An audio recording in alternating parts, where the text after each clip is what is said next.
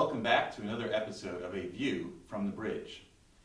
This episode, we will be looking at our continuing coverage of the National Day of Protest, which is set for next week. Joining us will be Dr. Priya Gopal, a senior lecturer at the Faculty of English, Morgan Wild, CUSU Education Officer, and Ben Glidnitsky, who is the JCR President of Selwyn College. I'm going to begin with Morgan Wild. You're a CUSU Education Officer, That's and right. as you know, the CUSU Council voted to support this National Day of Protest. The question that I have starting off is, why do you feel it's necessary to consistently have coordinated days of action? And what evidence do you have that this sort of action has sufficient influence to change or affect government policy?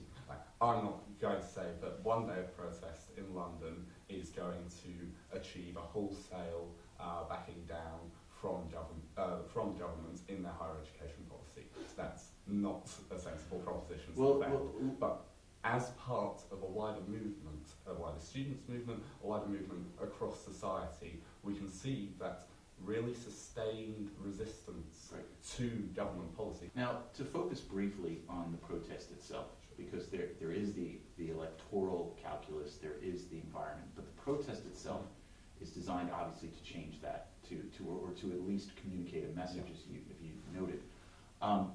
My question is, last year we had a similar protest, and we all know how sort of protests progress and move forward in the public sphere. What danger is there, and is there a danger that you will have some elements that may have a different message, or you may have some unplanned or unprepared events that may occur, like some idiot hanging off the side of the cenotaph, that will affect the message. So I mean, is the protest, and is CUSU ready for that?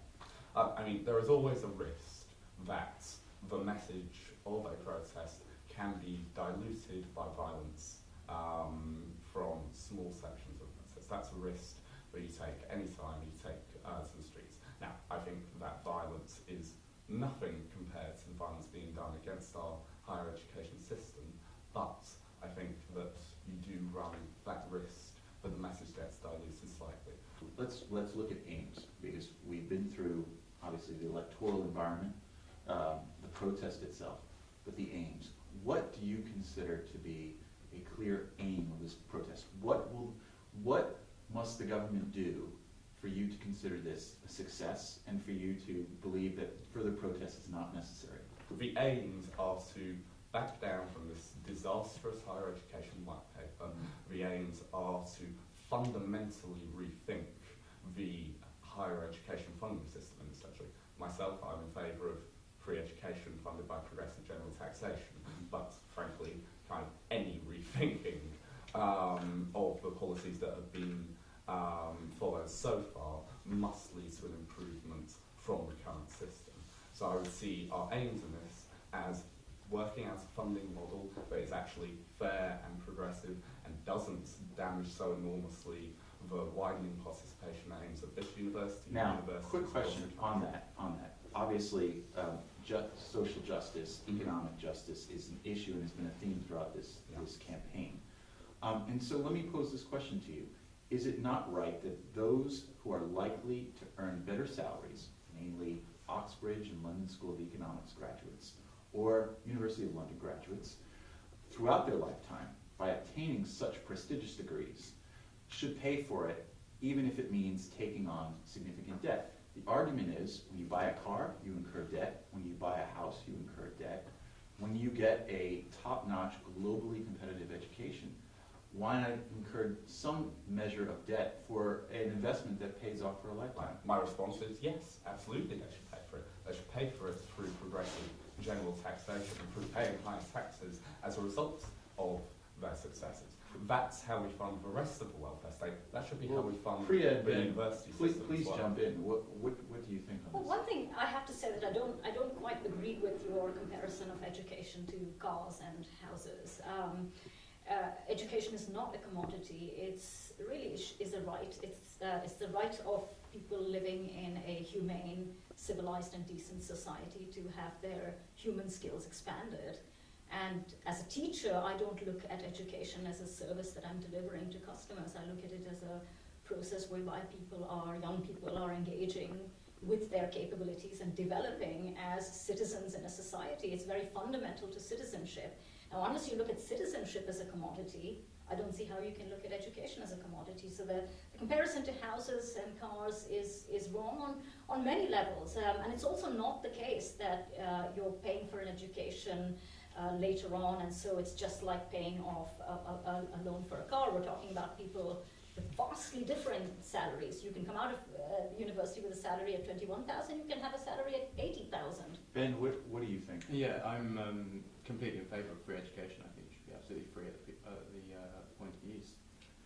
And there's two reasons for that. The first one is that it is higher education is a public service. Without educated people, the society would not be the society we know at the moment. So is it fair to say that all of you believe education is a right rather than a privilege? Because there are others who say education is a privilege that the government invests in its people so that they can enjoy their other rights, or that the nation can prosper collectively. So that's the panel agreement that education is a right. I'm not sure I see the distinction between right and privilege in quite the same way you do. I think it is definitely a right that people have to education, right. All forms of education, including higher education. Now, shifting briefly from rights and privileges, let's also talk about the larger safety net. Priya, you are the most qualified person here to talk about the UCU Pension Strike. Can you please briefly outline what the strike is about and what are the reasons behind it? Because obviously we focused on the student part. That's a relatively segmented part of a larger mosaic. So can you please talk about the UCU strike? It's important to say that there isn't a strike yet.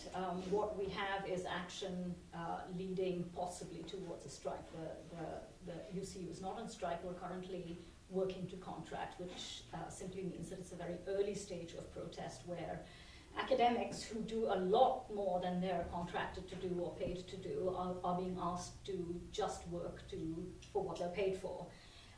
So a strike action has not yet been put into motion. The agreement is that if the government and the employers don't sit down to talk about the pensions issue and don't come to a reasonable agreement on it, then the UCU, members of the UCU will go on strike. But we're not on strike yet. We are graduating the process and allowing for negotiation and waiting for negotiation on the issue.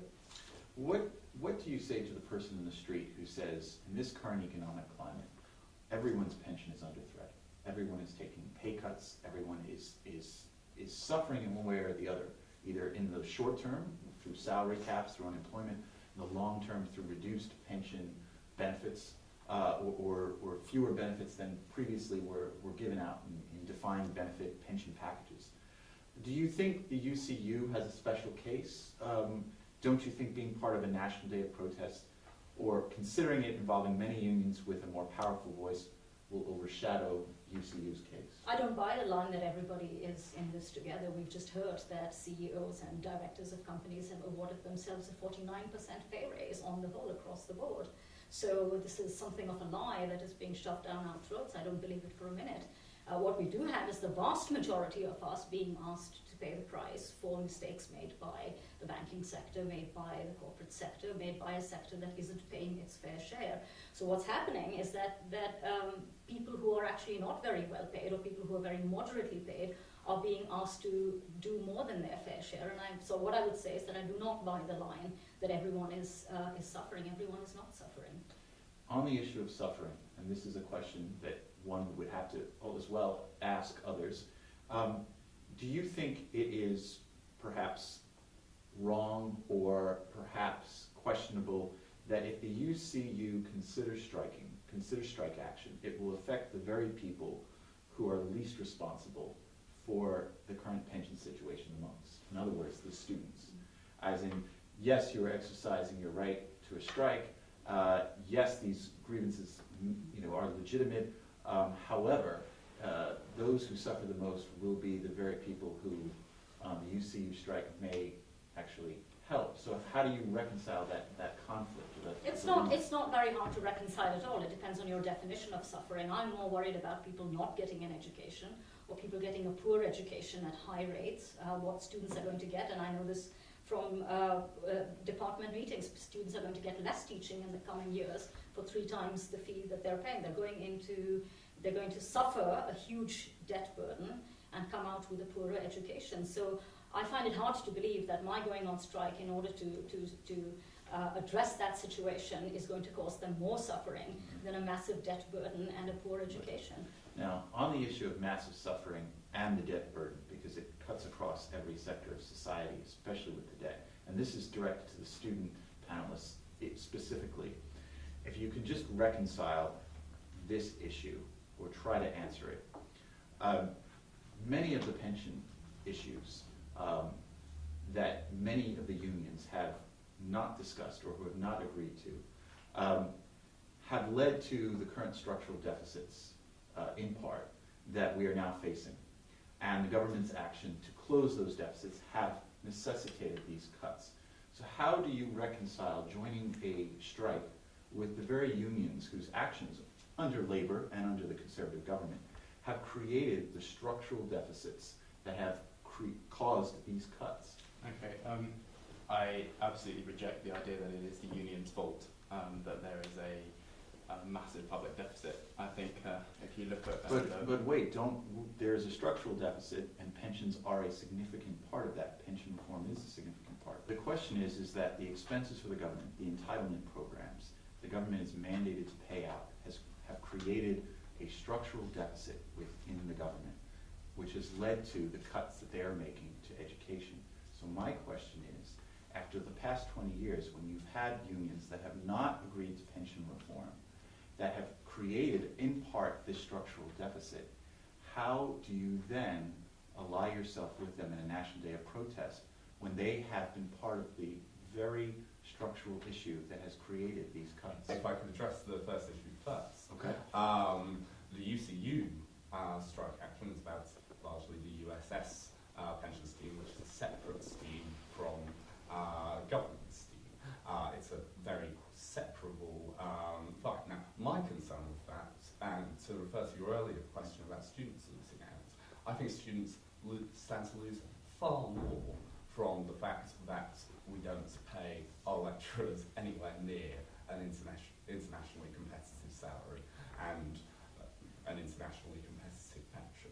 We stand to lose, as an education system, a real brain drain to the far wealthier universities in the States and in emerging parts of India and China by not paying our educators enough. But the real effect of not dealing with the pension system will have a direct impact you raise an excellent on point. students' education. For a moment, and you've compared it to other universities. Mm-hmm. Many of those universities listed in the Times top 10 universities are private universities, while Oxbridge has access to government taxpayers' funds. So obviously there is a difference in approach and philosophy, in thinking, in financial rewards. Students in other countries pay in the range of 3 to 4 times as much as students do here, That's only partly correct. I mean, in fact, historically, the United States, which is the bastion of private higher education, has spent 3% of its GDP on public higher education. At its best, Britain has only spent 1.2 and done far better in that sector on 1.2 of its GDP than the US at 3% of its GDP. The US is not all Harvard and Yale. It has an excellent public university system as well, where you actually pay less in many universities than people will pay next year to go to the university but on the top of 10, Leeds. on the top 10 universities. But that's looking at a very skewed portion of the sector. Look, here's a question to all three of you. Looking at sort of, again, the politics situation, the person on the street, do you think that this message resonates with the person on the street, especially regarding university staff, especially regarding university students? We raised the issue of tuition fees and them being higher in other parts of the world. vis-a-vis the United Kingdom. We also looked at salaries and what the university is getting, and qualitative versus quantitative. So the question is, can you make the case to the public that these cuts and that these issues with the pension strike are justified, or the cuts are unjustified and the pension strike is justified, or a prospective strike is justified? I think the case has been made quite strongly at the moment, and I think that is being borne out by the fact that the 30th of November is looking to be the closest thing to a public sector general strike that we've seen since 1926. So I think the people on the street, I think, are realising that cuts to all sectors are worth fighting against, and that we needn't put up with this sort of thing. And you speak about the international situation. You look at the Eurozone, look at places like Greece, Italy, Spain, Israel, Chile, the USA even. They've all got people who are refusing to accept these cuts.